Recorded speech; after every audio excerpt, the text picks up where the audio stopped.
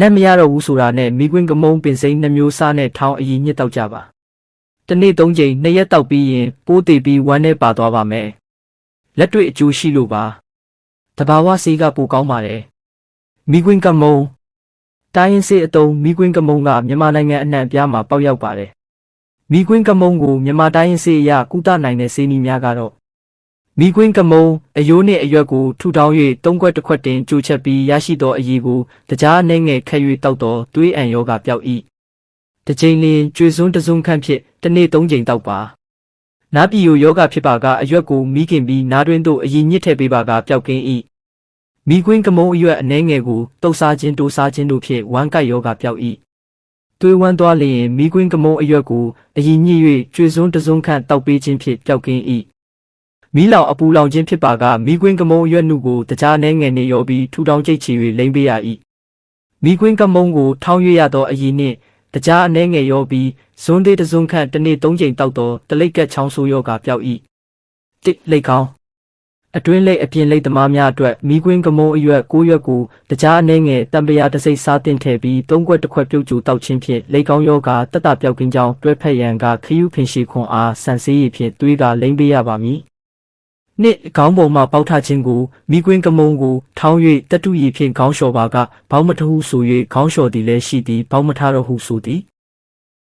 3နှာခေါင်းသွေးလျံသူအားအရွက်အစစ်များထူထောင်းကနှာခေါင်းတွင်အုံပေးပါကနှာခေါင်းသွေးလျံခြင်းတတပျောက်ကင်းသည်ကလက်တွေ့ဖြစ်သည်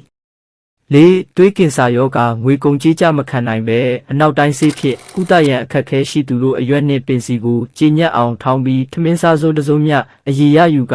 ရင်းဆေးအရည်ကိုစတီဇွန်ကျေးစွန်းပေါ်တင်ပြီးအပူပေးကခိတအေးခံတောက်ရသည်ဆိုပါသည်မိကွင်းကမုံဆေးရည်ကိုနနက်စာထမင်းပြီးတစ်ကြိမ်ညနေစာထမင်းစားပြီးတစ်ကြိမ်အစာစားပြီးချိန်နှင့်တနာရီခြားကတစွန်းတောက်ရသည်ဆိုပါသည်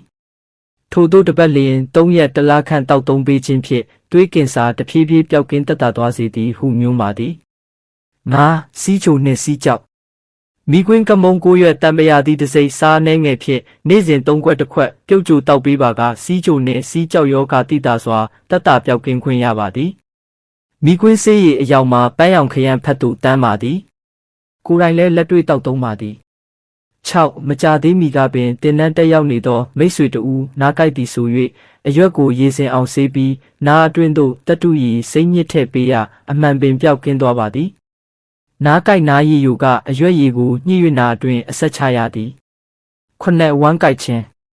အစာကြောင့်ရေကြောင့်အမျိုးမျိုးသောအကြောင်းများဖြင့်ဝမ်းကိုက်ခဲ့ပါလျင်ထန်းလျက်9ခဲဖြင့်အရွက်ကို3ခွက်တက်ခွက်ပြုတ်ကျတောက်ပေးခြင်းနှင့်အရွက်ကိုပြုတ်၍တုပ်စားပါကအမှန်ပင်ဝမ်းကိုက်ပျောက်ကင်းပါသည်10သွေးအံခြင်းရုတ်တရက်သွေးအံခြင်းကြုံမှာကအယိုးရွက်ကို3ခွက်တက်ခွက်တိုးပါလာမှန်မျိုးရောင်တကြားဖြင့်တစ်နေ့လျင်ကျွေစွန်းတက်စွန်းနေစဉ်3ကြိမ်တောက်ရပါသည်9သွေးဝမ်းဆင်းခြင်းအရွက်ကိုတတုရည်ညစ်ပြီးကျွေစွန်းတက်စွန်းတောက်ပေးခြင်းဖြင့်ပျောက်ကင်းစေသည်တစ်ဆက်မီးလောင်အပူလောင်မကြာခဏဖြစ်တတ်ကြပါသည်အရွက်နှုကိုတကြားအနှဲငယ်ရောပြီးထူထောင်းချေမွှာ၍လိမ့်ပေးပါကတက်တာပျောက်ကင်းစေပါသည်ကိုယ်တိုင်လည်းထိုနည်းအတိုင်းအသုံးပြုခဲ့ပါသည်အသုံးပြုနိုင်ကြပါစေ